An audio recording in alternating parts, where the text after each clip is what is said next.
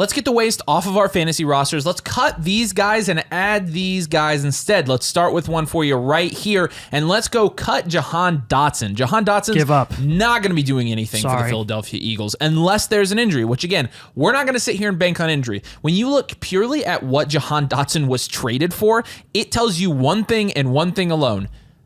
He was really bad. The Commanders saw what they saw in training camp, and they're like, we have to get whatever we freaking can for this guy before his value, before people catch on. Now, granted, the Eagles front office usually pretty good. However, when you're looking at that Eagles offense, let's go down the priority list here. Priority number 1, A.J. Brown. He's going to get his own. Priority number 2, Devonta Smith. He's elite. You could put priority number 2A, Saquon Barkley, right? And then Goddard. And then probably Dallas Goedert, right? And then probably Dotson. I mean, it's not like the guys who were in the Eagles wide receiver 3 position the last couple of years were producing at any level, any notable level at all.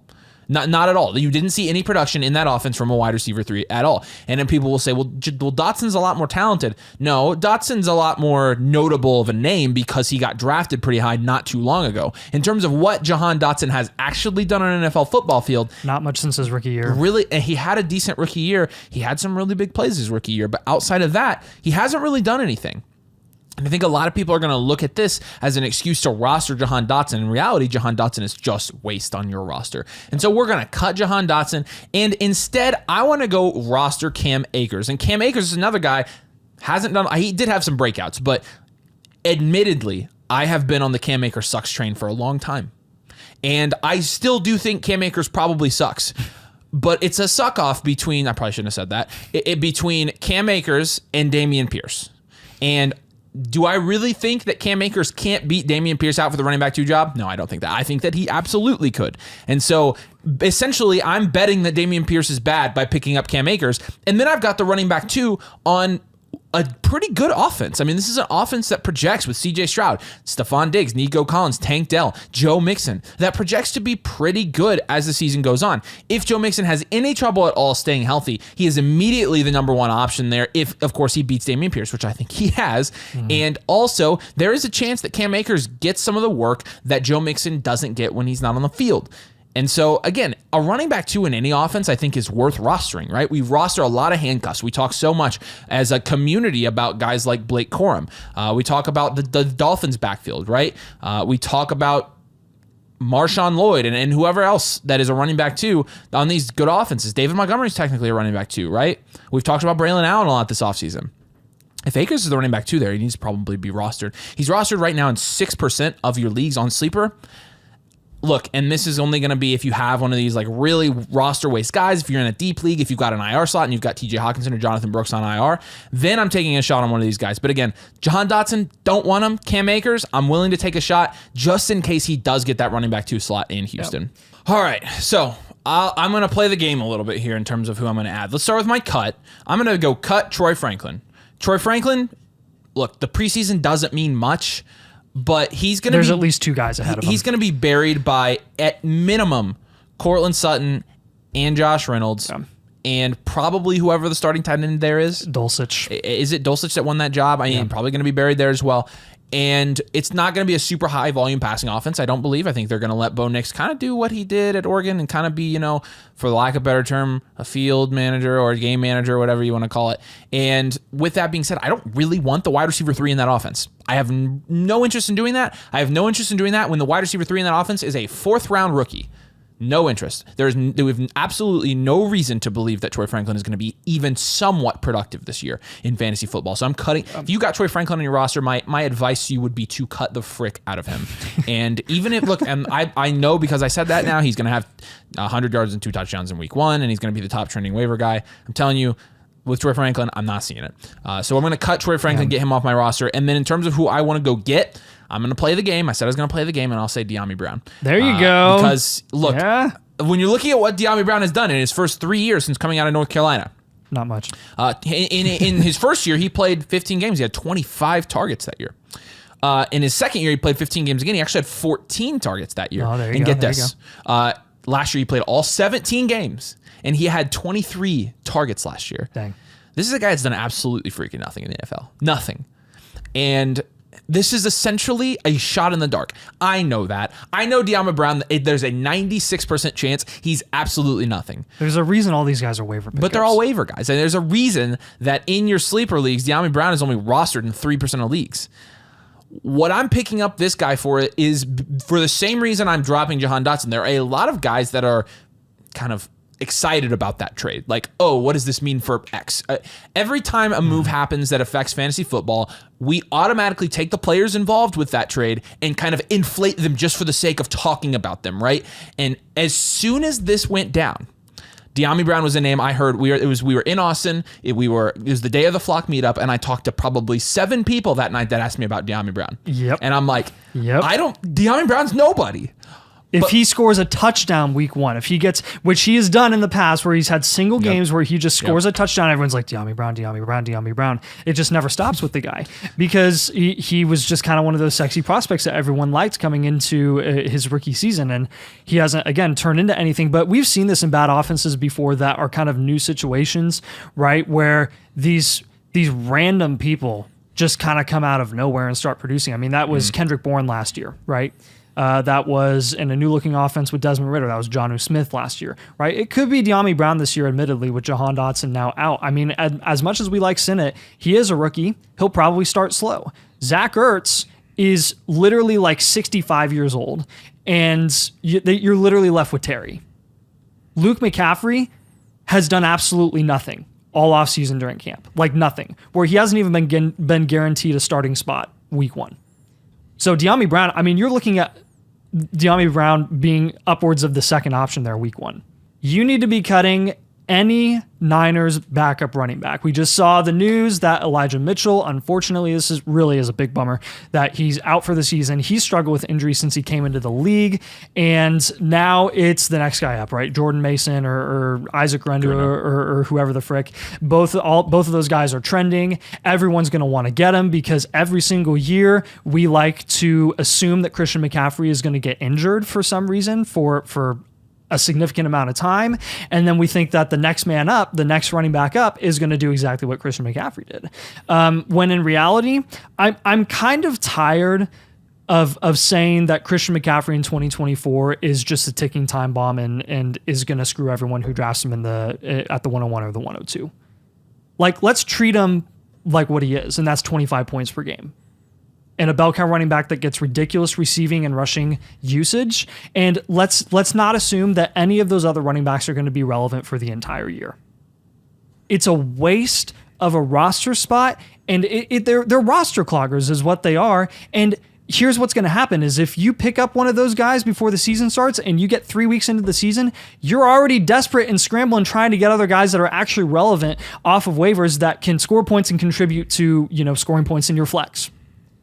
So please cut the Niners backup running backs. I don't care who it is. Cut them and go get someone that can actually contribute potentially to a flex spot at some point, and that is Carson Steele or Samaje Perine. Your choice. One of those guys, I guarantee you Andy Reid is going to utilize. He can't help himself. He loves his late day 3 undrafted pickups at the running back position. And when one of them has a good year, he brings in another. And then he brings in another. And Carson Steele had a great preseason. Samaje Perine, we know exactly what Samaje Perine is capable of doing. He's like a diet Jerick McKinnon. And honestly, in a Chiefs offense, he could be Jerick McKinnon. Seriously.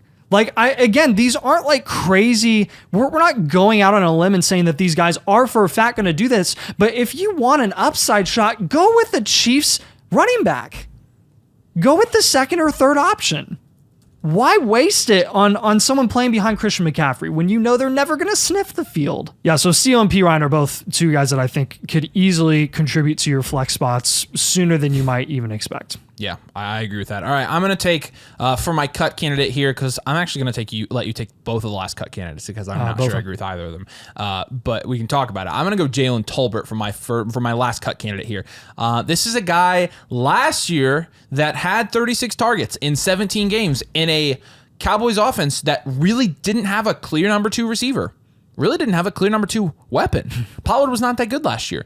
And so it was wide open for Jaylen Tolbert last year, and he didn't do anything. Now, this year, it's completely different because, okay, actually, it's not different at all. So why are we expecting anything different from Jaylen Tolbert this year?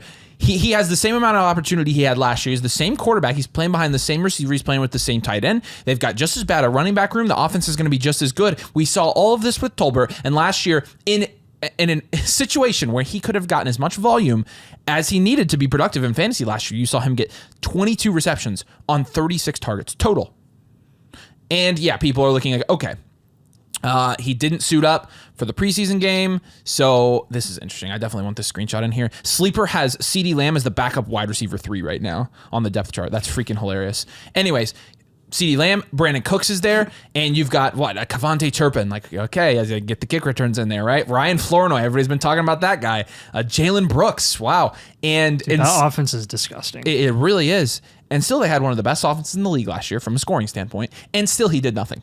Yeah. So nothing has changed there. But with Jaylen Tolbert, I mean, he is a guy that's being drafted and rostered in a lot of fantasy leagues right now. And I don't blame you for doing that, but I do think you could clean up your roster a little bit by taking him off. And then in terms of who I'm adding here, I'm going to go Zach Ertz, actually. We've got Zach Ertz on here. We've got Ben Sinnott on here. And Ben Sinnott has been pretty consistently the guy that has been drafted from the tight end room in Washington. However, although Zach Ertz didn't play last Saturday, there is speculation that Zach Ertz could be the tight end 1 in Washington. I'll say this. Ben Sinnott or Zach Ertz, whichever one you think is going to come out and be the starting tight end. Whichever one. Yep. I don't think it's going to be Bates, so I think it's going to be one of Ertz, or I think it's going to be Sinnott. And Ertz has a pre-established relationship with Kingsbury dating back to the Arizona days, so that's interesting. That is true, and I think it might also be a thing where you've got Ertz to start the season and Sinnott takes over. Yeah. They've come out and also said Sinnott needs some development. So, I definitely could see that happening. Pick your favorite.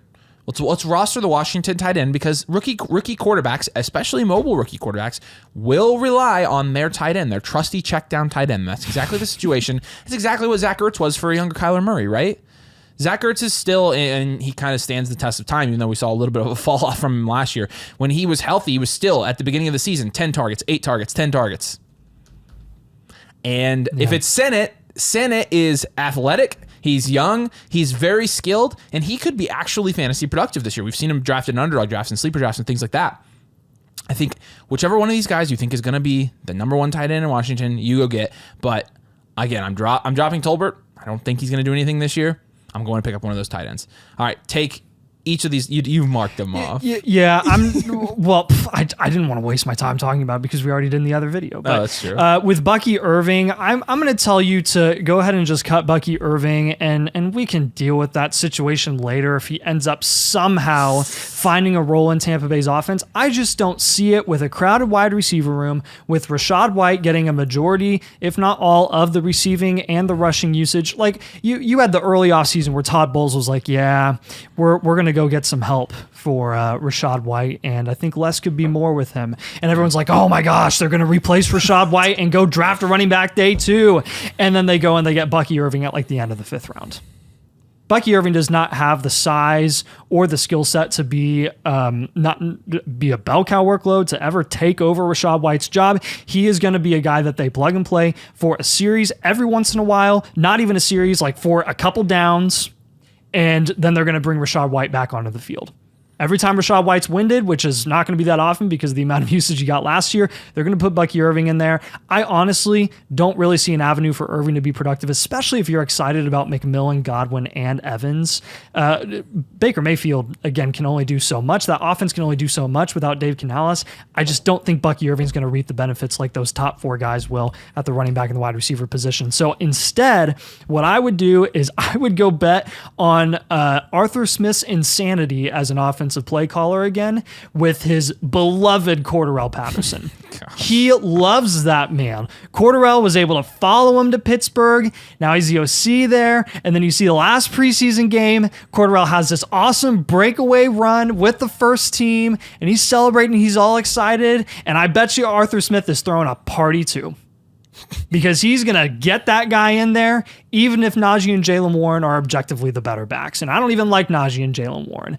But honestly, with what Cordell has shown in flashes over the last couple of years as a 32, 33-year-old, I mean, he's still got it in an Arthur Smith offense, and I'd rather take a shot there week 1. I also still am a big Colby Parkinson guy. It has been officially announced that Tyler Higbee will be starting the season on the PUP list. So Parkinson is the number 1 tight end in the LA Rams offense. And if we've learned anything from Sean McVay and Matt Stafford, it's that they like to target their tight ends. It's why Higbee has remained relevant for like 3 years since Stafford came into that situation, right? So I think Parkinson now going into a situation that I think is a lot more positive than where he's been stuck in Seattle for the last 4 or 5 years. And you're pretty optimistic that he's going to be a very serviceable tight end at the very least that you can put in your tight end spot consistently if you decided to fade tight end in your draft. Yeah. So I can't necessarily say I endorse dropping Bucky Irving yet because I think he is the clear running back 2 there. And if we are telling people to roster running back 2s, then I mean, Bucky Irving does qualify as running back 2. I would I would rather roster other running back 2s. Yeah, I mean, maybe, but most of them are already rostered, I feel like. The other running back. If it's Cam Akers or Bucky Irving, but that's not projected to be a good offense. Like you want to roster the running back 2s in good offenses like Steele, P. Ryan, and Akers. Akers. All those guys that we mentioned are guys that are in good offenses. Yeah, that's true. I guess I'm just kind of scared on that one. So I don't know. We were a little bit on different wavelengths on that one, but decide for yourself. And obviously, if you play fantasy football, make sure you drop a like. Make sure you subscribe. And make sure you head over to flockfantasy.com/domain. You want to get all of the tools and rankings you need to win your fantasy football season. Choose the annual Mother Flocker tier. You also get one of these team blueprints, which is a detailed, comprehensive plan for your fantasy football team and what moves you need to make to ensure that you win your league, get bragging rights, and win a ton of money in fantasy football. We are here to help you try to win money. We want you to win your fantasy leagues, and we do all of these team reviews personally. We'd love to do one for you. And like I said, you get one free with the annual Mother Flocker tier when you use code DOMAIN. The link's in the description if you want to get one of those team blueprints for your team. But we appreciate you guys watching. Thanks for joining us, and we'll see you later.